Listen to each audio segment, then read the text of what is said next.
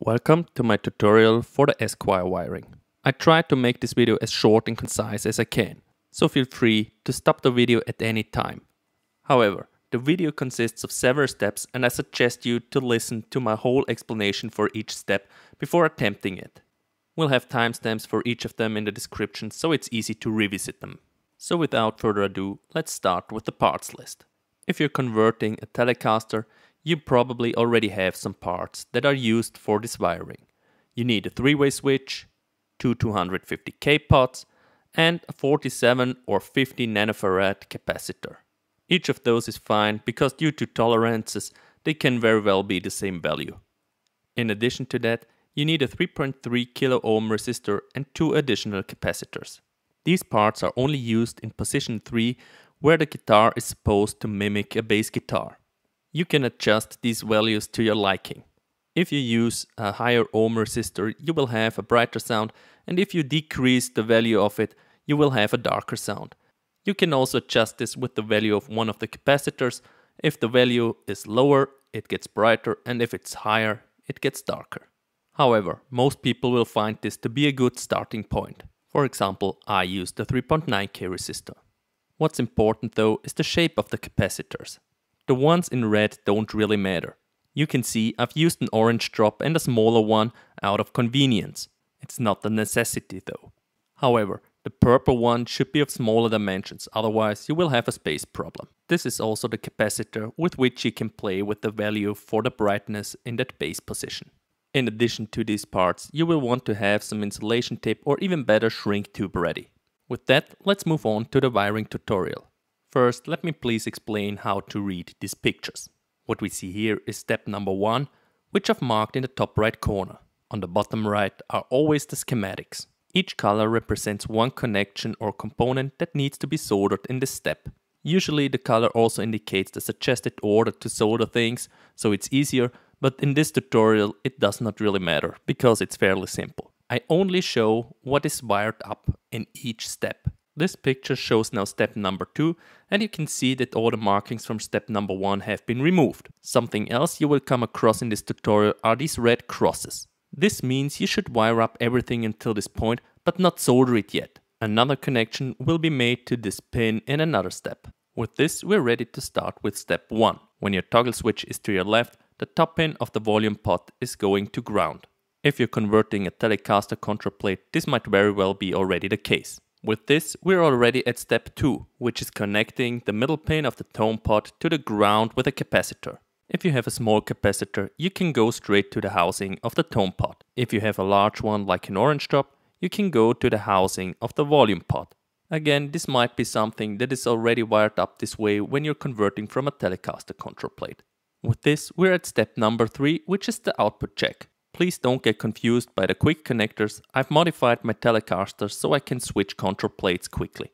The middle pin of the volume pot goes to the plus of the output jack, and the ground can be any housing of any pot.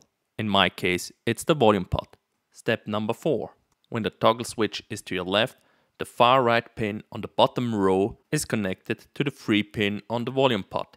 With this, we're at step number 5. We turn over the control plate so the toggle switch is to our right.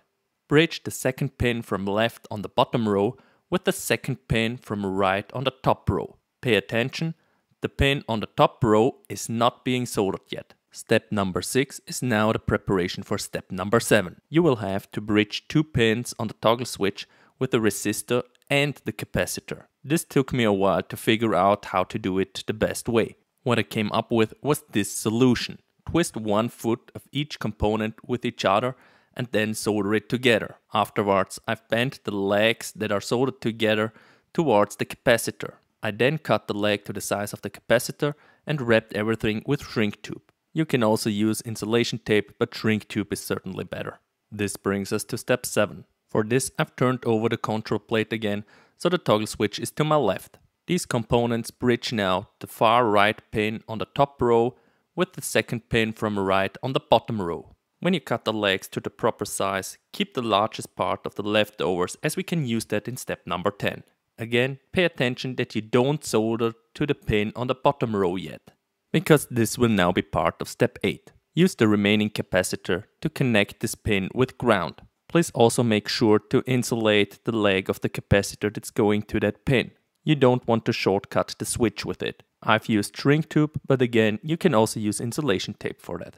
Step number 9. Connect the bottom pin of the tone pot with the second pin from left on the bottom row of the toggle switch. This should be the pin where we've made the bridge over the toggle switch and haven't soldered it yet. With that, we're at step number 10. If you have kept them, use the leftovers from step number 7 and bridge the most left pins on both rows together. Again, pay attention to not solder the bottom row pin yet. With this, we've finished the wiring harness. All that's left to do is now connect everything with the guitar. So step number 11 is connecting the pickup. Plus goes to the pin that we've just not soldered yet, and minus or any other ground goes to a housing of a pot.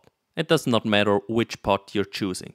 In my case, I used the volume pot. In some cases, you might also have a step number 12. This is if your bridge has a separate ground, then connect it also to a pot. Speaking of ground, maybe you have noticed that we haven't connected the housings of the pots together. With most control plates being metal, they're connected over the control plate. If yours is lacquered or non-conductive in any way, of course, use a wire to connect both housings. I've used the Fender one where I've measured 1 ohm between both pot housings, which is perfectly fine.